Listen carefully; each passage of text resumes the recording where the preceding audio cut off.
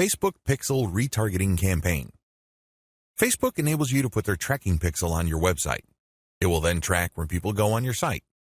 If people end up at your shopping cart, for example, you can then run an ad reminding people about your site or reminding people about the products that they almost bought. They see these ads on Facebook. Whatever the case may be, Facebook Pixel Retargeting gives you another bite at the apple. One of the biggest problems with e-commerce is that prospective buyers abandon their shopping carts.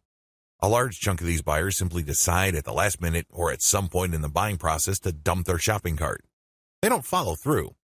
This is where the retargeting campaign begins. It's basically a way of reminding people who have already expressed an interest in whatever it is you're offering to come back. If anything, you recycle traffic that you have gotten from Facebook. Another benefit of this technology is that it pulls traffic from Facebook that you did not get from it originally.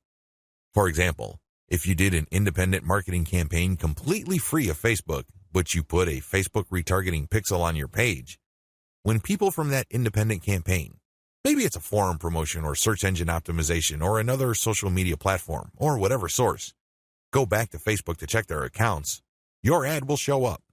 Sounds awesome, right? These are all possible through a Facebook Pixel retargeting campaign. There are 2 steps to it, and it's pretty straightforward. Install Facebook Pixel on your website. The first thing that you need to do is to install the Facebook tracking pixel on your site.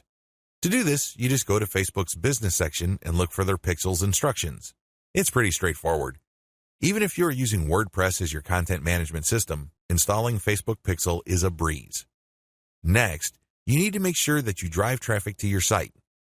This means that you have to let traffic flow to your site for quite some time before you launch a retargeting campaign. It's not a good idea to launch a campaign as quickly as possible. You have to have enough targeting pixels installed in people's browsers for this to make sense. Otherwise, there are just not enough people to work with.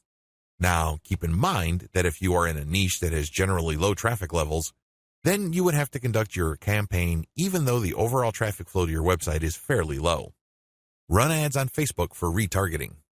The ads that you're going to run for Facebook Pixel retargeting are going to be a bit different from the normal boosted posts or picture links that you run on Facebook. Instead, these are going to try to achieve 2 things. You can remind people about what they did. Maybe they wanted to buy something, but they changed their mind at the last minute. Perhaps they were reading some sort of conversion article and were about to enter their email address, but they didn't.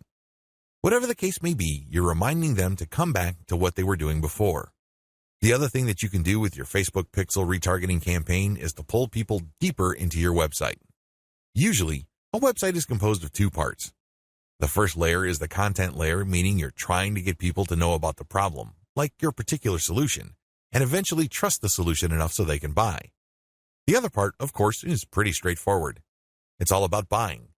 But there's a complication. A lot of people would go through the content layers, but they never make it through to the actual buying part. They never make it to your conversion page. This is where retargeting ads that pull people deeper into your website makes a lot of sense. For whatever reason, somebody reading an article on your site decides to close the window and get out of your site. You can run ads that tell them about content, but another piece of content that is related to what they were reading before.